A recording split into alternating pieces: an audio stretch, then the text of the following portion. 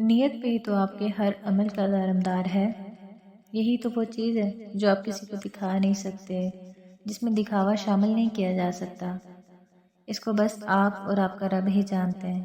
کوئی بھی دوسرا نہیں جان سکتا کہ آپ کی نیت کیا ہے۔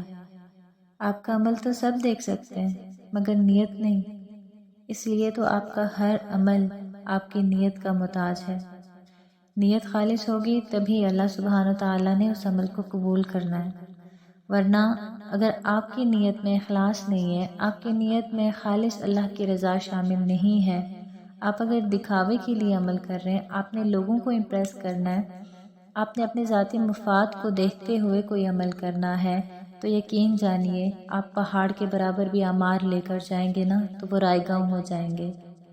اس لیے ضروری ہے کہ ہماری نیتوں میں اخلاص پیدا ہو، ہم جو کام بھی کریں، جو عمل بھی کریں، خالص اللہ کی رضا کے لیے، کیونکہ کوئی بھی عمل اس وقت تک قبول نہیں ہوتا جب تک وہ صرف اللہ سبحانہ وتعالیٰ کے لیے نہ ہو۔ اسی لیے تو اللہ کے نبی صلی اللہ علیہ وسلم نے فرمایا ہے، اعمال کا دارمدار نیتوں پر ہے، یعنی کہ آپ کا ہر عمل آپ کی نیت کا محتاج ہے، اور نیت وہ چیز ہے جو صرف آپ اور آپ کا رب جانتے ہیں۔ اسے ہم دکھا ہی نہیں سکتے، دکھاوے کے لیے کر ہی نہیں سکتے۔ پھر اللہ پاک ہم سب کی نیتوں میں اخلاص عطا فرمائے۔